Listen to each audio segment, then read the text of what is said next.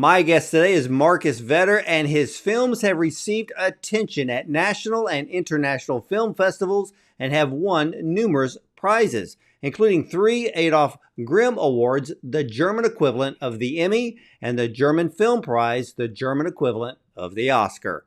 Now, Marcus's work first came to the attention of an international audience with his 1999 film The Tunnel, a docudrama about a legendary escape tunnel in Berlin. His newest feature documentary, War and Justice, it is the first and only true life thriller about the International Criminal Court, the ICC. Enlightened by the unprecedented access to Ben Ferencz, prosecuting attorney of the Nureberg Trials, Luis Moreno-Ocampo, ICC's first prosecutor, and Karim Khan, its current prosecutor. So, ladies and gentlemen, let's welcome filmmaker Marcus Vetter and his compelling documentary, War and Justice, to the show. Welcome, Marcus. Hello, good evening. Well, I will say this. I watched War and Justice with a very, very close eye and also kept my ears open, and I got the education of a lifetime watching this film. I mean, it's now caused me to, if I read the news, if I watch the news, I look at it in a whole new light. And I understand that you had an early film back in 2013 of the International Criminal Court. Is War and Justice a further extension of that film? Yeah, you could say that. I mean, in the end, we were covering the whole range of the International Criminal Court. You have to know that in 98 there were a lot of people coming together, and they were thinking about in Rome whether it is possible to stop head of states to commit war crimes, because normally head of states, they can commit war crimes and they get away with it. And they thought, okay, how can we stop them committing war crimes? And they said, okay, we have to personally prosecute them. We have to make them personally accountable.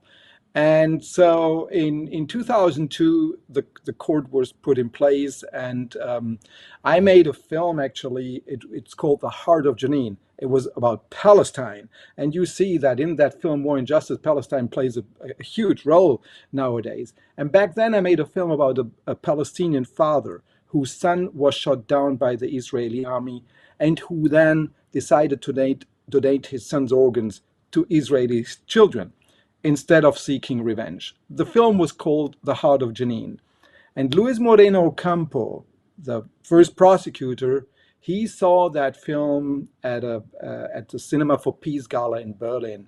And he was so touched by it, out of a certain reason, that he called me and asked me to come to The Hague to discuss Palestine, actually.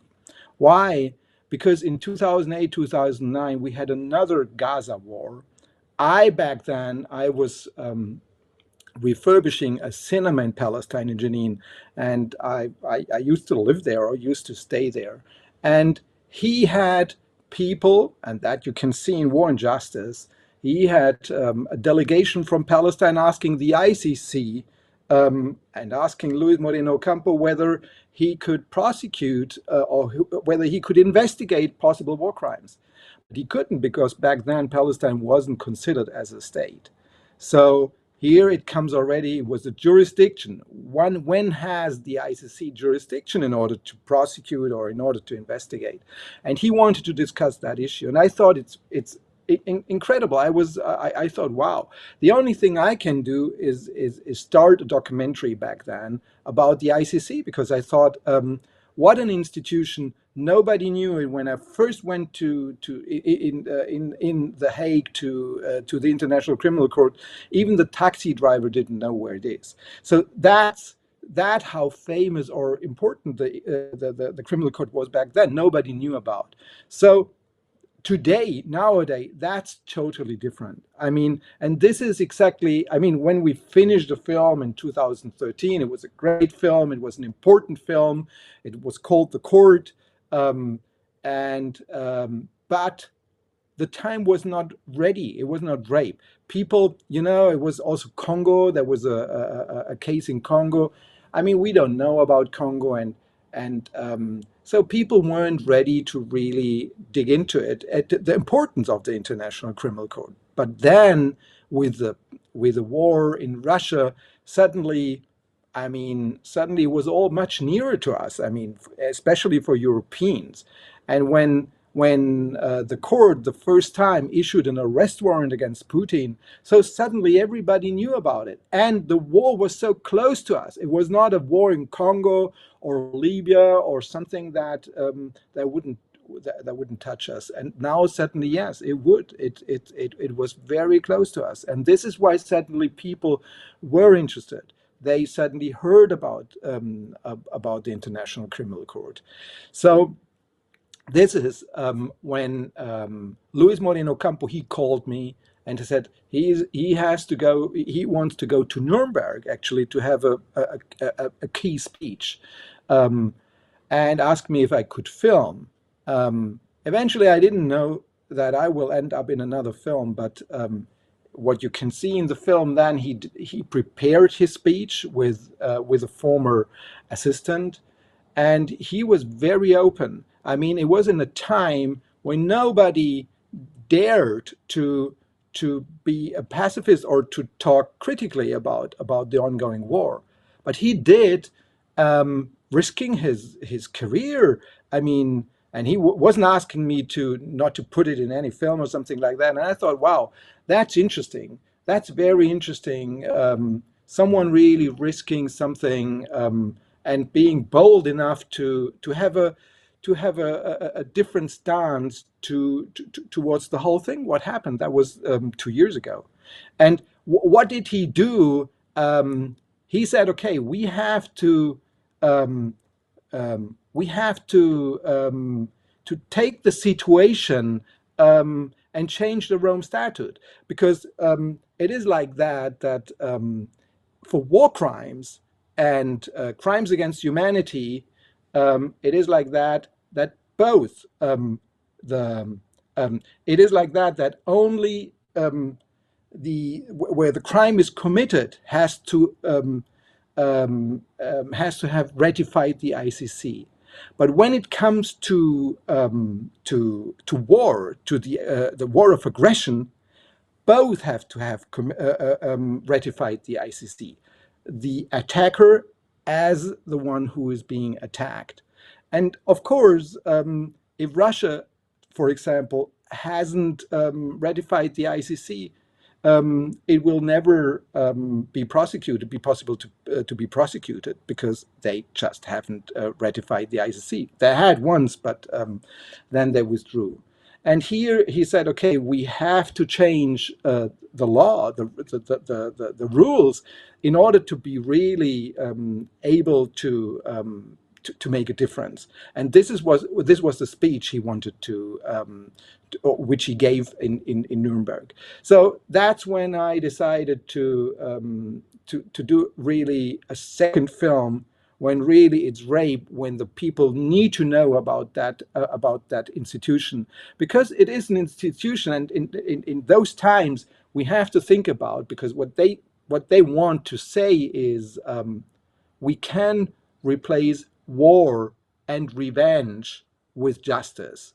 And this is the court, if it's recognized by the whole world, and if it's a just court. I mean, it needs to be a just court, and it needs to be recognized by everybody, by the global South, as by the collective West, or however you call them. It needs to be a court recognized by everybody, and this is what's now all about. I mean, now there is really a fight about it, because the people who were praising maybe the arrest warrant against Putin, now maybe the same people, they wouldn't praise an arrest warrant against the Hamas leaders or against Netanyahu. So it's all very political, and it's so, I mean, it's such a timely issue, because for example, if Netanyahu would travel right now to Europe, he would I mean, the police needs to arrest him because there's an arrest warrant out there which is legal.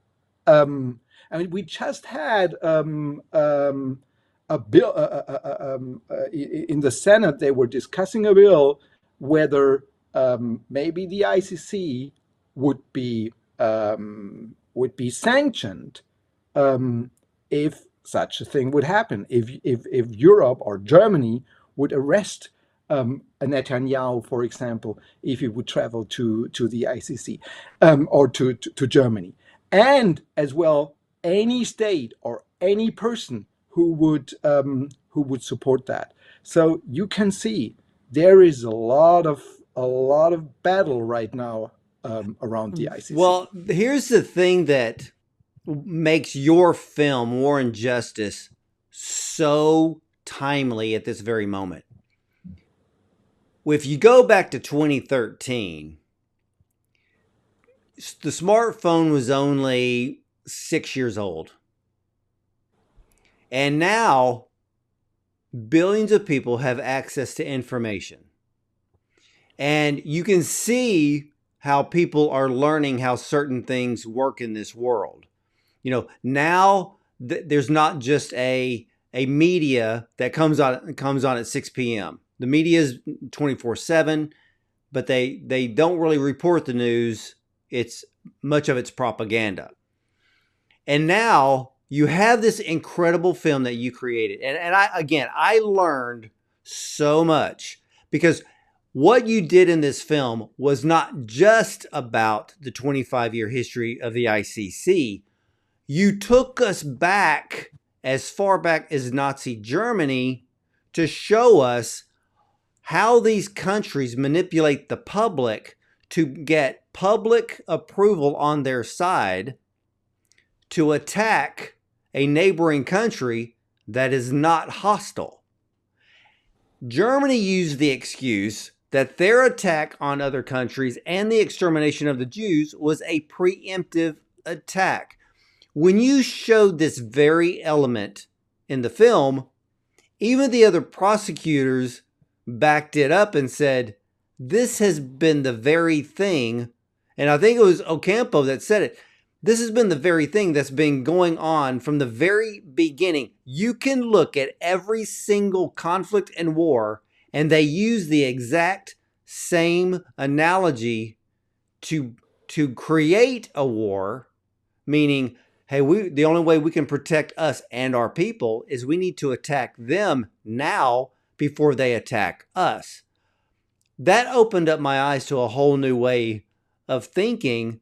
But to see that the same preemptive attacks are still used today, using violence to manage conflict, I can see why we do need the ICC, because I was left angered on how the public is manipulated. I mean, that's exactly what you're saying. It was Goering when he was asked at the Nuremberg trials, how could you get all the Germans to do that? I mean, all of the whole population. He said, oh no, that was easy. You just have to tell them that you were probably attacked, and in order to avoid that, you have to attack first, and you have to prepare for war. And everybody who is denouncing it has to be seen as a traitor. That's what he said, and it's exactly what could happen. I mean, it's an easy way to persuade people to go to war if you just say, we have to do that because we are being attacked. And I don't want to say, I mean, we have as well the whole thing that we let it happen, that Hitler did what he did, and I can understand both arguments. It's not that it's not an argument, but what I wanted to say with that film, that you have to look into it. I mean, it's a film that opens an argument. We have to think about it. If war is the only option, because war is the worst option, because war leads to atrocities, and this is what Ben Ferencz is saying. I mean, when we talk about war crimes. There is no war without war crimes. I mean, war is the war crime. So war needs to be the last the last possibility. Actually, war is actually only allowed as in order to defend oneself. But clearly, if you say that we have to preempt because otherwise we would be attacked, then everything is open. So in those times when we shouldn't take it slightly, because what Trump right now said, I don't know if he knows, but nobody knows right now how many millions of people died on both sides. Now we are talking about a million here and a million there. Nobody can just imagine what means a million of young people, and if it's 500,000 or 300,000. Would anybody have thought 2 years ago that it's going to end like that? Do we know what's happening on the battlefields? This is why this film shows in a very slight way the atrocities. We were very careful, but we showed it a little bit at least that the audience understands, grasp what's at stake here. Yeah, you showed Lubango Delio, and when you were showing just a fraction of the atrocities, when I was watching this film, I'm like, wow, how far is this going to go? Because I was ready that after, showing a little bit of the, the child soldiers and the abuse, I was not going to even be prepared to what you were going to show after that. But you gave us enough taste to see that this goes even further. I find it ironic that just yesterday I interviewed an international securities expert who's worked for the Pentagon, who has worked with governments from Iraq to Afghanistan, and he tells me about the mass graves that they had seen in the Middle East, that he says that the public has no clue even existed. To see the graves opened up, and he said to see tiny bones and little clothes that you knew were children, and that no one has been brought to justice to pay for these crimes. Your film is such an incredible eye-opener that I want everyone on this planet to see this film, because once they do, everyone's going to know how war is truly started. And like your film shows, you can date it back to the Nazis to modern day and realize that the majority, if not all of the wars, were all based on the lie of a preemptive strike. And both sides suffer for that. But I want to know from you at the moment, tell me about the unprecedented access you had to Ben Ferencz, who was the prosecuting attorney of the actual Nureberg Trials, which I was in awe of him. And then Luis Moreno-Ocampo, who was the ICC's first prosecutor, and then up to the current prosecutor of Karim Khan. How were you able to get this unprecedented access? Because Luis Moreno-Ocampo, he adored him, and he brought him to the ICC because he wanted him to open and close the Lubanga trial, because he said, okay, that man, he can explain us why it's so important. It was the first case, and the first case was so important because everybody was looking on that case. And you see, he didn't get a lot of prison time, but it's not about prison time. It's in the end, because there is even braver crimes probably. So, and they have only these 15 years. I think he got 8 or 9. But still, it's not about the prison time, and it's not about whether he will suffer in prison or not. It's about that it's being talked about, that these people are being prosecuted who normally would not. And Ben Ferencz was so important, and as I said, Luis Moreno-Ocampo, he adored him because he was the first person who saw it, who saw the Second World War. He was fighting all his life that people understand that it is about war which has to be avoided at all costs, because he said this is the biggest crime, the biggest war crime. We don't even have to think about war crimes. We have to stop wars at all price.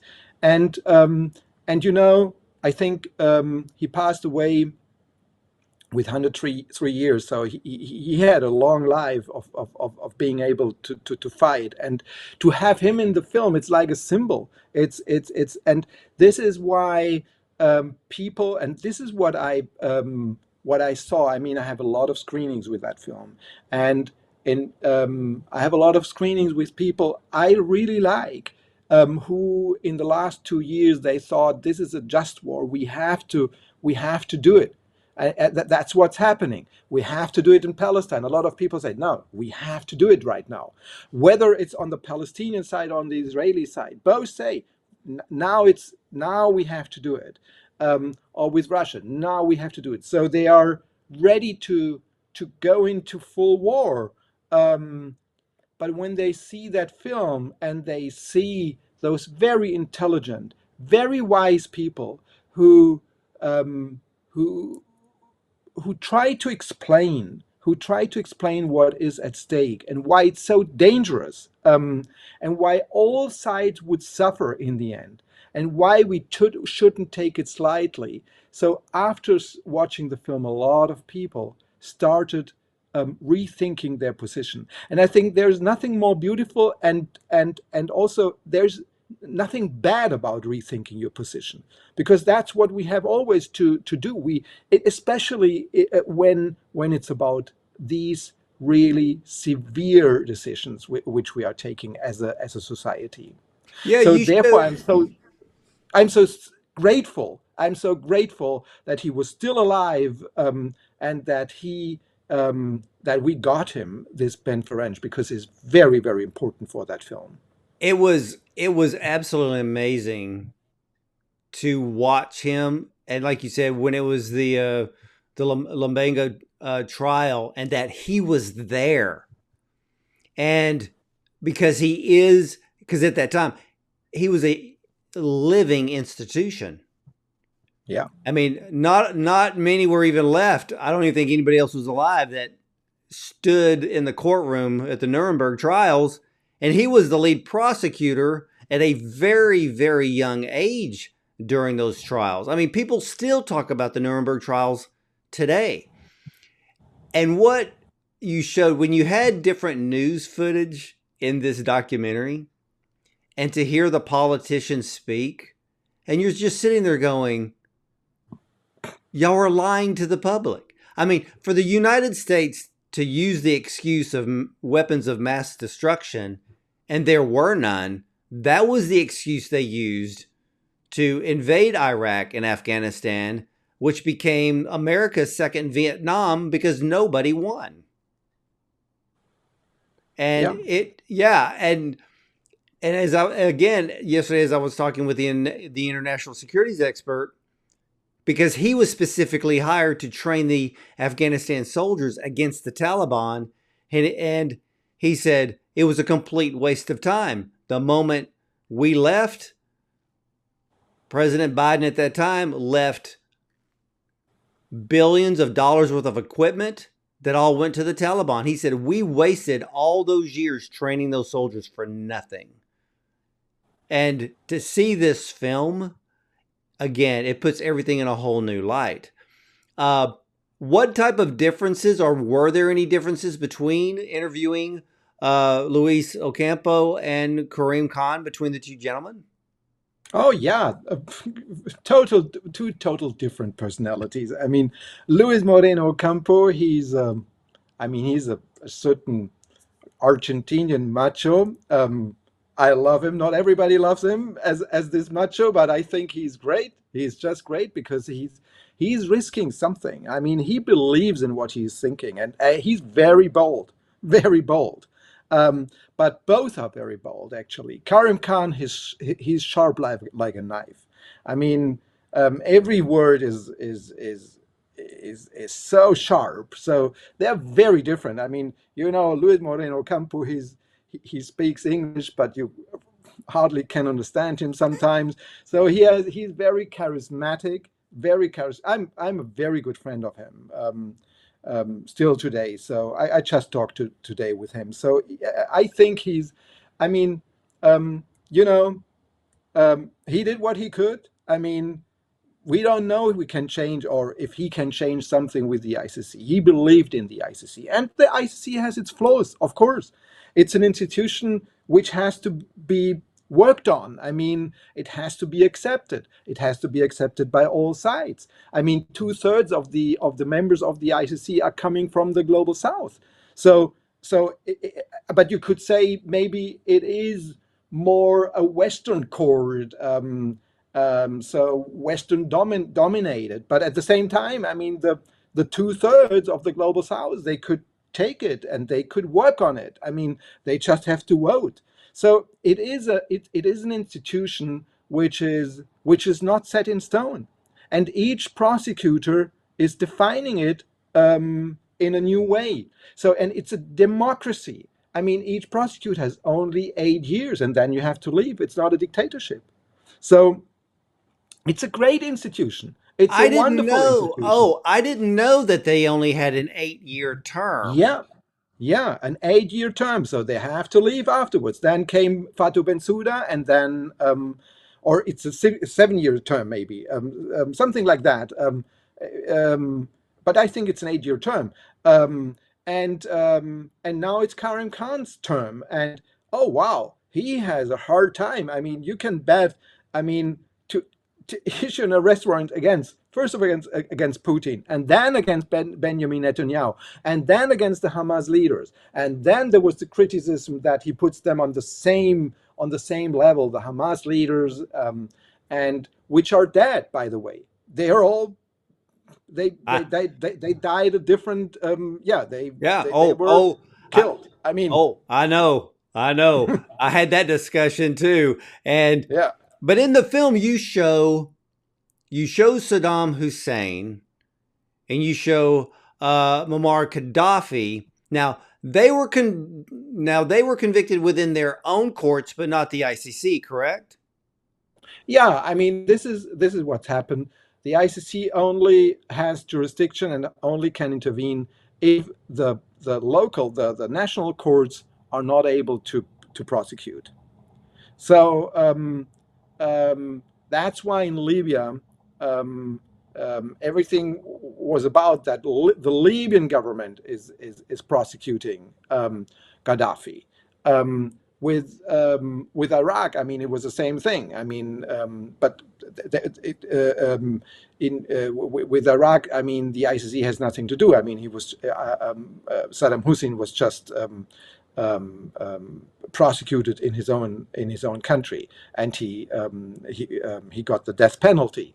You can see it in the film. Yeah. It's so important when Luis Moreno-Ocampo, he says, because it was a legalized war, actually, against Libya, because it was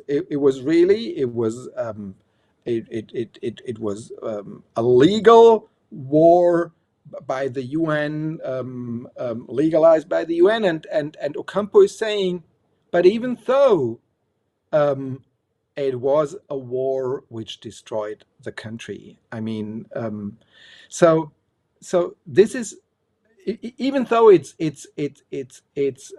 approved by the United Nations or whatsoever, war always tends to be destructive, and this is what you learn out of Libya, and you have in that film, because Luis Moreno-Ocampo is leading us through the film with his own voice, because he's the narrator, and this was on a late stage we decided that, but that's key for that film, because you can feel. You can feel what was it all about when he took Palestine, because in the end, maybe he even influenced that in the end, because nowadays Palestine was recognized as a state. I think it was in 2013 or 14. I mean, that is why the ICC today has jurisdiction in Israel and Palestine, because then Palestine was recognized as an observer state, and an observer state was enough for the ICC that Palestine could ratify the ICC and is an official member state today. So Now, it's so delicate, everything. okay, now with Palestine though, did that hurt the ICC's standing in the world? Because a lot of people were not happy with the decision that they recognized them as a state. I mean, it was not the ICC who did recognize them as a state. It was the United Nations. Yes, Yeah, yeah, the United Nations. them as a state. But the ICC used that. Yeah, I mean, whatsoever. I mean, if they're happy or not happy, I mean, it happened, and now they are recognized as a state, and now the ICC recognized as a state. I mean, this is exactly what it is. Sometimes people are not happy. Sometimes the left is not happy. Sometimes the right is not happy. Sometimes you don't even know who's happy. I mean, it's a court, and they have their rules, and they have their jurisdiction, and they should stick to that. And they have different prosecutors, and it's not only the prosecutors; they have judges. I mean, they are not. They are not. Yeah, it's a real institution, and they wanna show the world that you cannot buy them. They would issue an arrest warrants against Putin, as against Hamas leaders, as against Benjamin Netanyahu. And I think this is the difference between 10 years ago and now. Now the world sees there's something at stake. And now it's more a symbolic act to think about how to solve conflicts in the 21st century. And here we have an institution, and it's there. Everybody can take it and with it if we want to avoid a future catastrophe in the future, because this is how we open the film, that the nuclear arsenal is looming above us, and it's there. Who said it? Einstein, I think. He doesn't know how the Third World War will be fought, but the next one will be fought with stones. Yeah, it's scary to think. Now, we already know what happened with Hiroshima, and to say, because I've studied that. I've studied it down to not just the Americans' view of World War II. I studied the Japanese's view of World War II to understand the mindset of both sides, and to see the destruction of what one bomb can do. And think about, that's back in the early 1940s. Here we are 80 years later, and weapons are far more powerful than that one. And to think that which country is going to be, and I know that most of these countries, nobody wants to be the first one to touch the button, but somebody's going to. And in your film, and a lot of the public doesn't realize this, but I think they're starting to get wise to it, that war is a profit machine for many of the large countries, which shows us that with the ICC, the three that don't belong in the jurisdiction is the U.S., Russia, and China. And there's a reason for that, because they know all three are guilty on all counts, at least for the last 60, 70, 80 years up till today. They've all committed war crimes. Because they're hegemons, and I think it's normal, because hegemons they are like the police in the world. I can understand it. I can understand the stance that they don't want to be held accountable for being the police. But we have to think: do we need the police right now, or do we need a better institution which everybody accepts, even if it has flaws? I mean, Ben Ferencz says in a moment, I mean, maybe the court has a wrong decision, but it's better than killing each other on the battlefield, even if it's a wrong decision.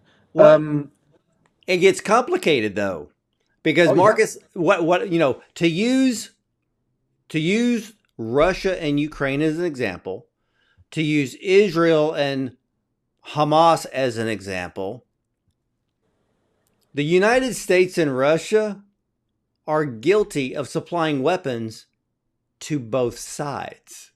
So you don't true. just have two countries, you have a third supplying weapons.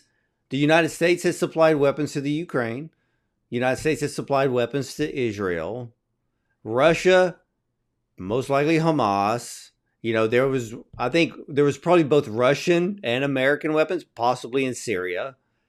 And for the ICC, I can see why it gets to become extremely complicated, but they can only, follow the law that they put down by those that are part of the ICC's jurisdiction, and you can't touch the one that doesn't belong.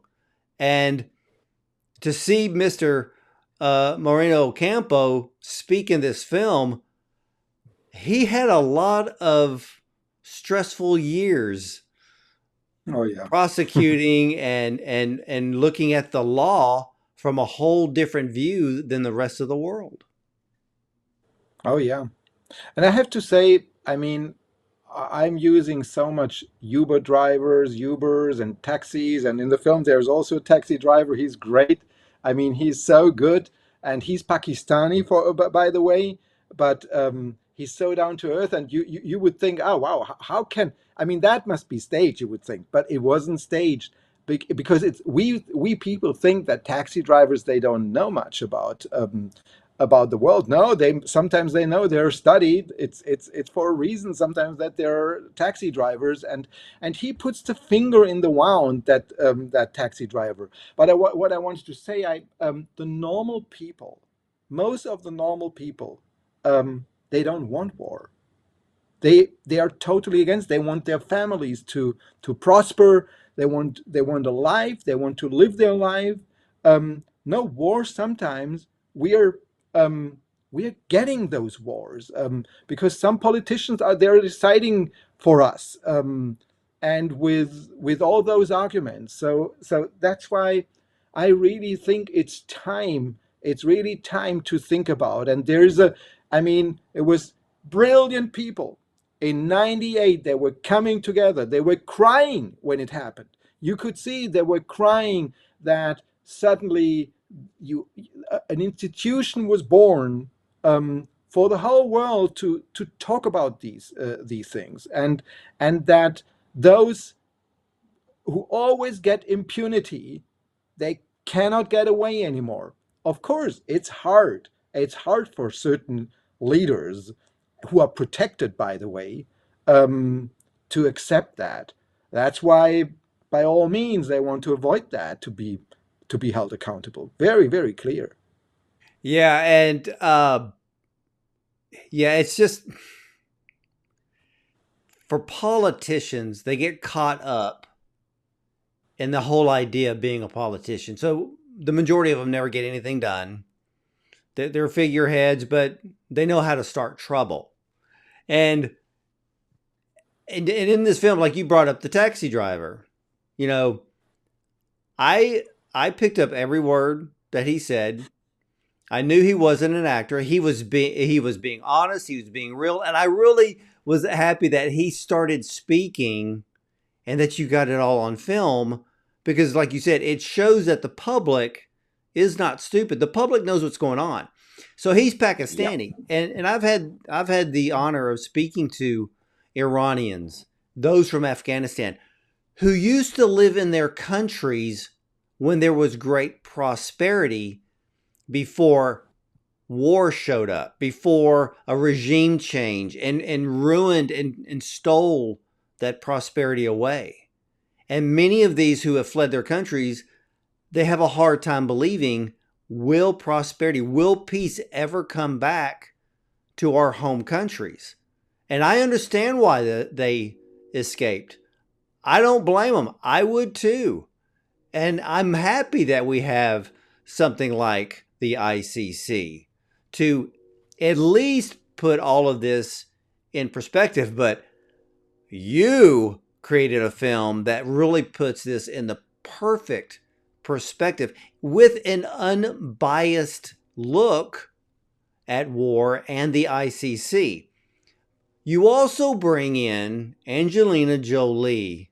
So tell me about Angelina Jolie's participation, because I know that she is a very powerful advocate for human rights. Yeah, I mean, the thing she was back then, she was doing a film about war crimes in Yugoslavia, and that's what made Luis Moreno-Ocampo bring her to the ICC. First of all, as I said, nobody knew about the ICC, and he's a very smart man. So he said, "Okay, let's bring Angelina Jolie to the International Criminal Court, and let's and she has just made a film about war crimes, so she cares about, she wants to talk about these kind of things, and let's make the court famous." And I think he's right. That's what's all about. I mean, the public has to be aware of that court, and that's what happened. Now he reached that. Then we had Fatou Bensouda.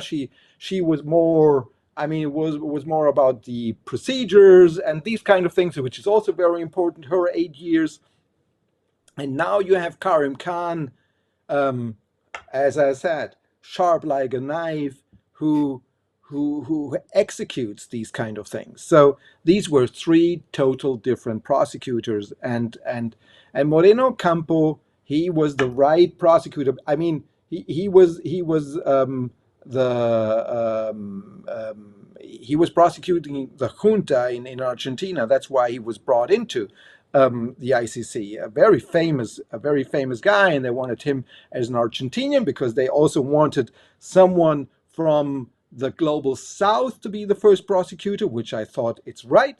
You have to take that decision, um, and yeah, I think he knew how to make the court famous and that people know about it, and he reached that goal. He did, and it's funny that you bring that up about the Argentinian general. The words that Yeah, he said, he didn't think he did anything wrong. yeah, great. You And when he said it, he's like, it's almost like he was acting like, why am I even here? Because I'm defending my country, and he saw nothing wrong with it. Now, when I look at it compared to Labanga, I'm like, Labanga should have got the death penalty, but I'm sure the ICC doesn't issue those. But his trial, if I remember correctly in the film, wasn't Labanga's trial at least not? It took 9 years oh to yeah, bring it that was a to a verdict. yeah. And that's why it was the first trial. They took it so carefully, seriously. They wanted to show how really to do it. I mean, it was their first trial. That's why it's so important. I mean, later trials they were faster and they knew about the procedures, but that was a very important trial, and that's when Ben Ferencz came, and that's when Angelina Jolie came, and when you're talking about the child soldiers, I mean it's exactly that scene you were talking about. I mean, let me explain that scene, because it was a child, and why it's so shocking. It was a real child. I mean, you cannot believe what you're seeing. It's I mean, maybe it's a 12-year-old or 11-year-old naked, um, crying. Then soldiers are coming and taking it to a truck, um, abducting it because they want to get it as a soldier, and then they're beating it up. And later, you see a boy, also a child soldier, at court talking about that. They were asked, "Were you beaten up?" And he explained that arms were broken and something like that. But just with that, you wouldn't understand it, because you think, yeah, arm broken or beaten up, it's not something terrible. But when you see it, when you see the humiliation when you see the father with another child on his leg, closing the eyes that he doesn't need to see it. That's how we cut away by doing the same thing as the father. This shows everything. That's why we took that scene into the film and we edited exactly that way, because it's a very cruel scene. Nobody can bear it, but it's nothing else than beating a child up. It's not the atrocities which you normally see in war, and even that we cannot bear. We cannot take it. It's too much. Yeah, I think it's been a couple of years ago. I interviewed a woman who was kidnapped along with a couple of her colleagues, and I believe it was in Somalia. The chances of ever getting out alive were slim. They were captive for 93 days. And one of the stories was within their captivity with these renegade, these guerrilla soldiers, was that some of the soldiers were children. And what these leaders would do, these commanders would do with these child soldiers, is they would get them hooked on cocaine. And the children would become mentally unstable and unpredictable because when you put a machine gun into a 13, 14-year-old's hands who's high on cocaine, you don't know what they're going to do. And they end up with a sense over time that they have as much power as a soldier who's 20, 25, or 30 years old. And they are as arrogant and as dangerous as an experienced soldier. Now, the good news is they all three captives got out alive due to the fact that the United States sent in a secret team of Navy SEALs that the moment they landed out in the African brush or in Somalia, the moment they landed, they killed everybody in sight, took the three captives and took them out of there. But it was the story of the child soldier that stuck with me. And many of these African nations that are extremely unruly, they all do it. Yeah. And it is a crime. I mean, think of how many, Marcus, think how many times in the media someone has brought up Sudan and the genocide and no one does anything about it. Mm-hmm. It's shocking. Yeah, and nowadays Armenia. It's there's so many ongoing conflicts, and we don't care anymore. It's too much. So this is why it's so important. It's so important to, not to shock the people. We are being shocked in at fiction films, and we just look at everything, and blood is being spread and tossed, but we don't want to see it when it's real. But that's when we should look at it, because this is happening, and we no, this is a problem. We cannot do anything about it.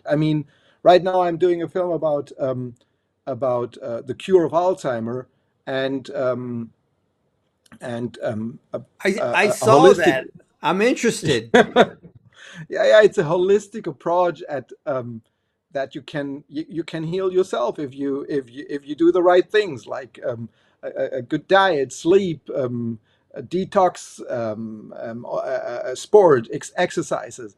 And I'm so happy to do that, because you have it in your own hands. You can heal yourself. You start with yourself, and you have you have the ability to be able to make a change.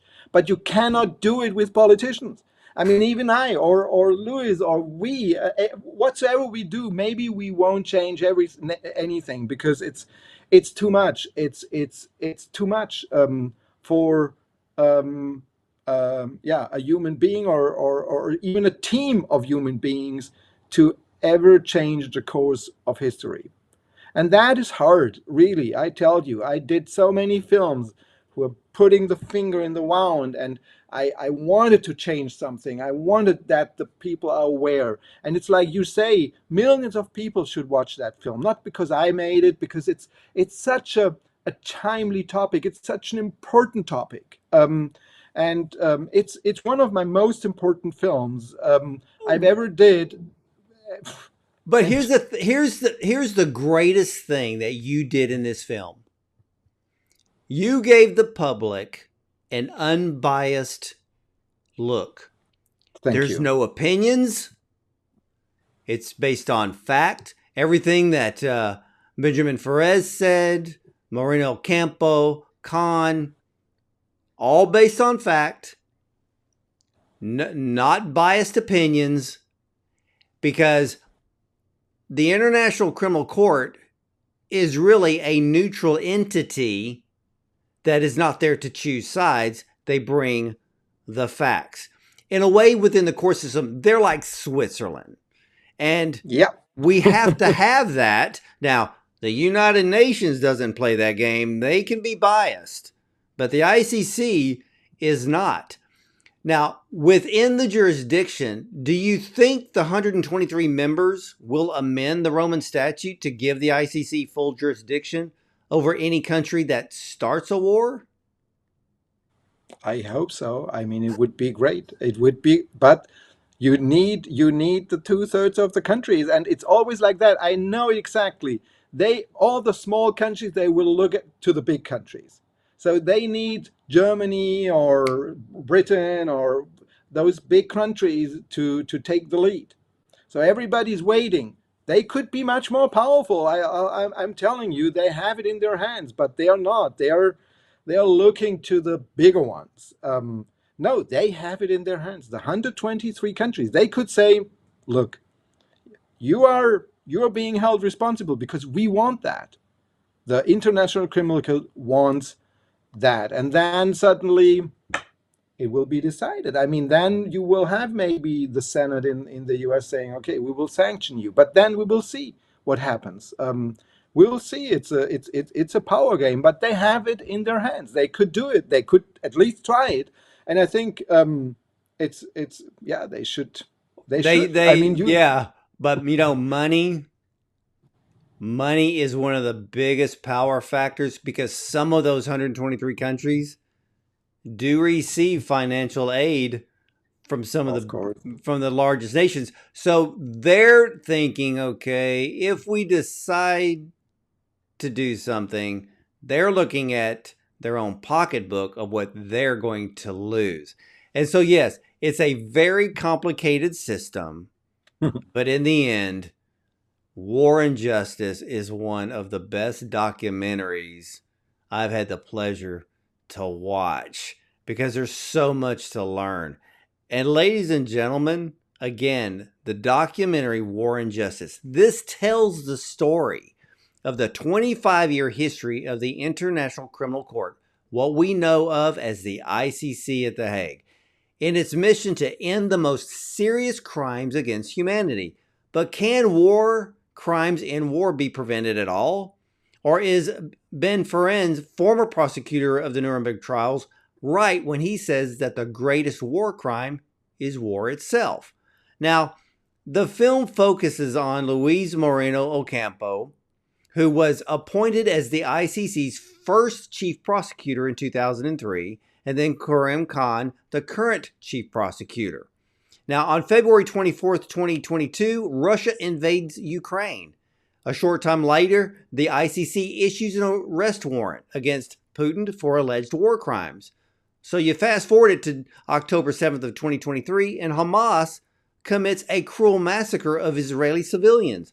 Israel responds with the largest offensive on Gaza ever. And in this film, you can see the destruction that was left over. Now, the ICC Chief Prosecutor Karim Khan travels to the Middle East and announces that he will prosecute any kind of war crimes on both sides. Directors Marcus Vetter and Michelle Gentile follow Luis Moreno-Ocampo around the world as he enlists the support of Oscar winner and UN Ambassador Angelina Jolie and joins forces with Ben Ferencz and Khan to fight wars in the Congo, Libya, Palestine, and the Ukraine. Now, in the course of the film, a complex legal process is given a face, and the viewer understands why wars of aggression can hardly be brought to justice when the major world powers, China, Russia, India, and the United States, are still unwilling to recognize the ICC as a global court. Sadly, just as the film is about to came out, Benjamin Ferencz dies at the age of 103. But Marcus Vetter captured the very essence of Mr. Ferencz in this film, War and Justice. And you see a man who stood in the very court at the Nureberg Trials, who still believed till the very last day of his life, some way, somehow, war could be prevented. And this film was made in his honor. And look, war begets revenge, but justice does not. So, Marcus, I want to thank you so much for sharing this powerful and compelling film with me today. Thank you so much. And it's on Amazon right now. I think from tomorrow on or something like that, it will be on Amazon and all the biggest platforms. And thank you so much for having watched it. And you really watch it carefully. So I'm really blessed to be on your show. Thank you so much. Have a great evening. Well, you are very welcome, Marcus. And ladies and gentlemen, you just heard that. It is available on streaming right now, and I encourage you to watch this film. You're going to learn so much. Look, we need to be in the mindset of learning, not turning away, not shying away from tough conversations. But this film is about all of us, some way, somehow, hopefully in the future, of all living in peace all at the same time. So check out War and Justice. It's on streaming right now. It's on Amazon. Watch it. I encourage you. You're going to be just in awe of the information. So ladies and gentlemen, I want to thank you for watching as well as listening. You're either going to see me at the movies or from the red carpet.